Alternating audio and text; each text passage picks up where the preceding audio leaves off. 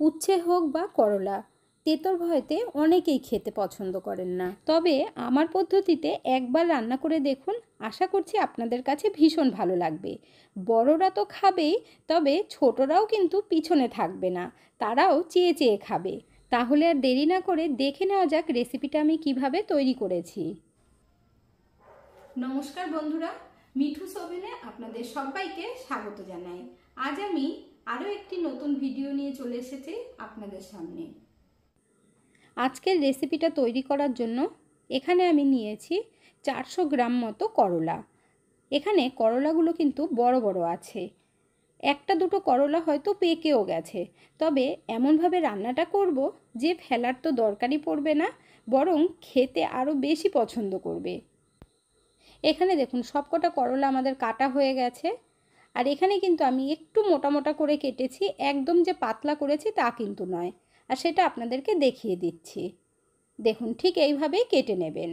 আর এখানে পাকা করলাও আছে, অনেকেই আছে যে পেকে গেলে ফেলে দেয়, খেতে চায় না। তবে এইভাবে রান্না করবেন, দেখবেন আর ফেলার তো দরকারই পড়বে না, বরং সকলেই চেয়ে চেয়ে খাবে। এখন এই করলার মধ্যে নুন দিয়ে দেব, হাফ চামচের থেকে কম করে দিচ্ছি। তারপর দিয়ে দেব 1 চামচ মতো পাতি লেবুর রস, এতে করে করলার তেতো ভাবটা কেটে যাবে। এখন এই করলার মধ্যে লেবুর রস আর নুন দিয়ে ভালো করে মাখিয়ে নিতে হবে।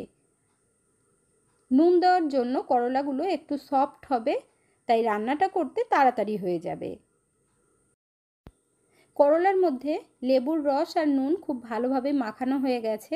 এখন আমরা 10 মিনিটের জন্য ঢেকে রেখে দেব, তাতে করে খুব সুন্দরভাবে সফট হয়ে যাবে। ঢেকে রেখেছি, 10 মিনিট হয়ে গেছে। এখন এই করলাগুলোর থেকে ভালোভাবে চিপে জলটা বার করে নিতে হবে, এতে করে কিন্তু তেতো ভাবটা আরোই কেটে যাবে।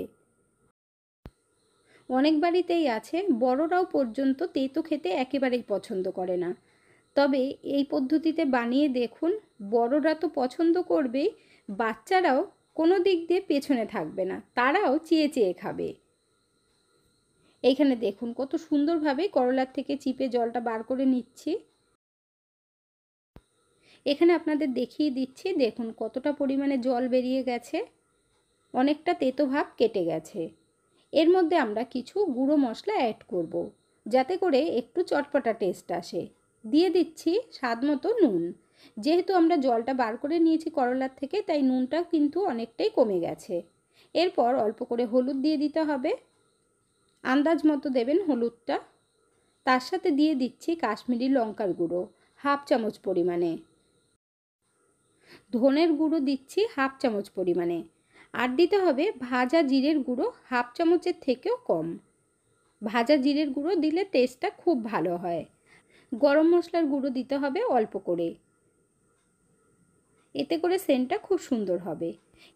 এরপর দিয়ে দিচ্ছি বেসন। এখানে আমি 1 থেকে 1.5 চামচ পরিমাণে দেব, খুব বেশি আগে দেব না।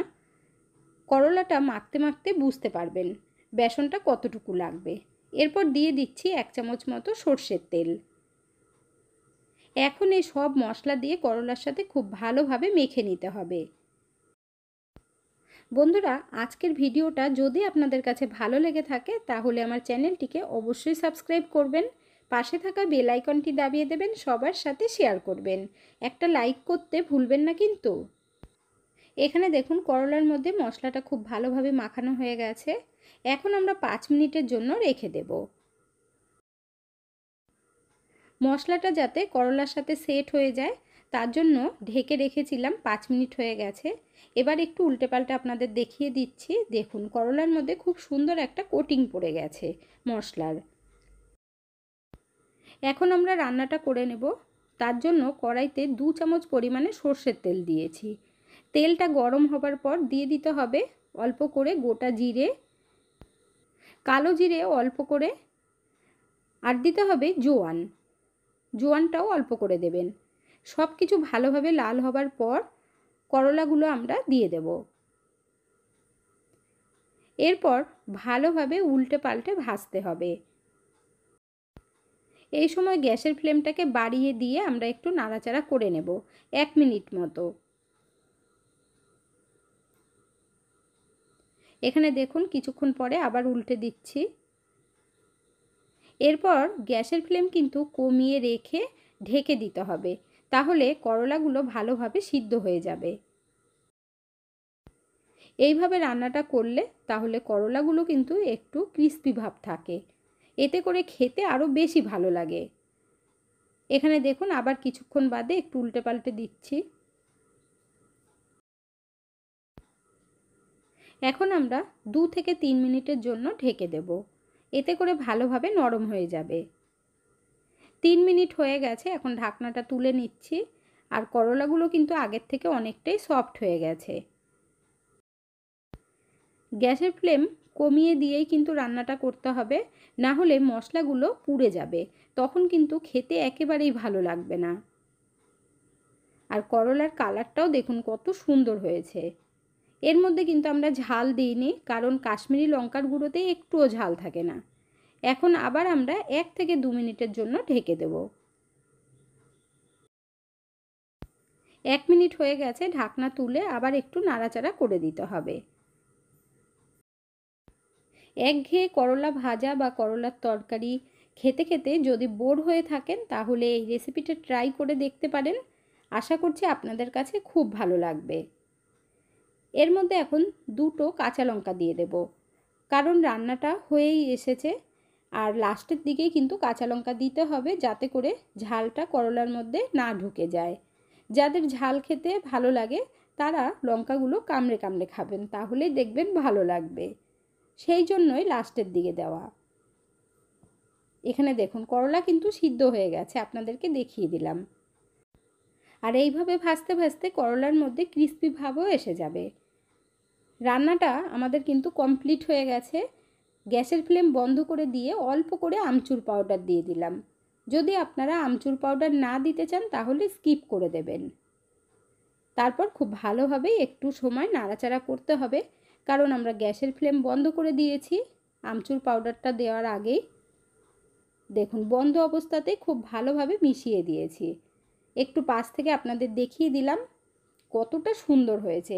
এখন কিন্তু আমরা গরম গরম সার্ভ করে নেব।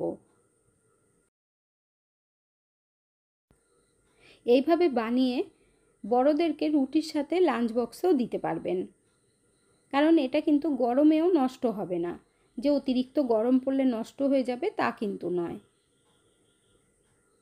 তাহলে আর দেরি না করে ঝটপট বানিয়ে ফেলুন আর গরম গরম ভাতের সাথে বা রুটির সাথে সার্ভ করুন।